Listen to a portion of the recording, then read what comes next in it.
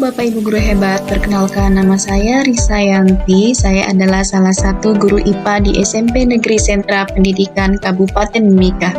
Pada kesempatan kali ini saya ingin berbagi penyebaran aksi nyata PMM, topik kurikulum merdeka, mengapa kurikulum perlu berubah. Dalam dunia pendidikan, adanya kurikulum sangatlah penting.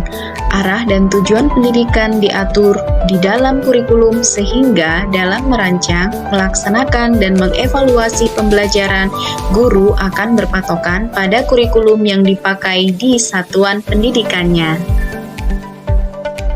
Nah, apa sih itu kurikulum?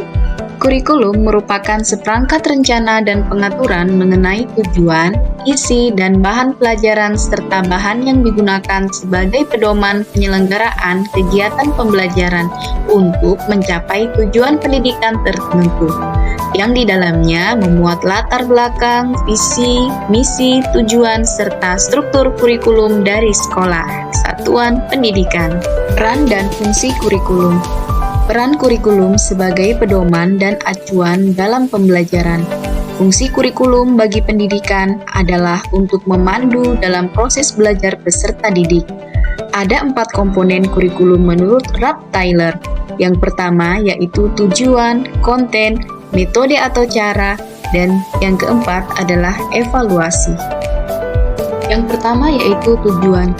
Menentukan tujuan merupakan hal yang paling awal untuk dikerjakan karena dapat menentukan arah atau sasaran pendidikan, misalnya kemampuan apa yang harus dimiliki oleh peserta didik. Yang kedua yaitu konten. Kurikulum membantu dalam merancang program pembelajaran yang efektif. Ini mencakup pemilihan materi pelajaran, penilaian, dan sumber daya yang akan digunakan dalam proses pendidikan. Yang ketiga yaitu metode atau cara. Kurikulum yang dirancang dengan baik dapat merangsang minat dan motivasi siswa untuk belajar. Ini menciptakan lingkungan pembelajaran yang menarik dan bermakna, sesuai dengan pengalaman belajar peserta didik. Komponen yang keempat yakni evaluasi. Kurikulum memberikan dasar untuk pengembangan instrumen evaluasi dan penilaian. Ini membantu guru atau pendidik dan lembaga pendidikan menilai pencapaian peserta didik dan efektivitas program pendidikan. Nah, mengapa kurikulum perlu berubah? Kurikulum perlu berubah karena dunia dan kebutuhan masyarakat selalu berubah. Berikut beberapa alasan mengapa kurikulum perlu berubah. Yang pertama, yaitu perkembangan pengetahuan dan teknologi. Pengetahuan dan teknologi terus berkembang dengan cepat. Oleh karena itu, kurikulum harus diperbaharui untuk mencerminkan perkembangan terbaru dalam ilmu pengetahuan dan teknologi.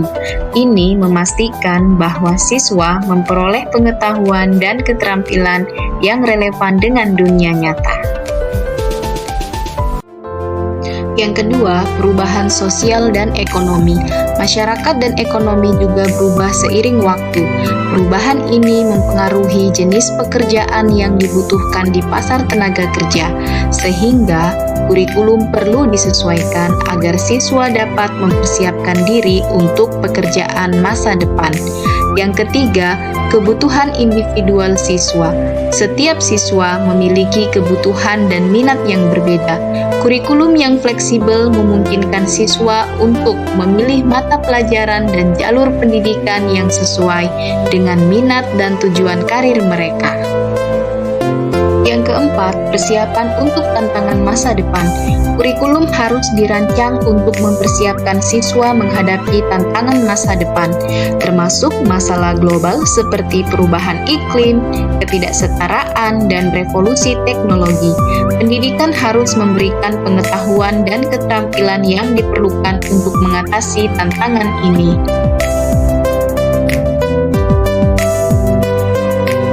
Bapak Ibu Guru Hebat, dapatkah kurikulum berubah?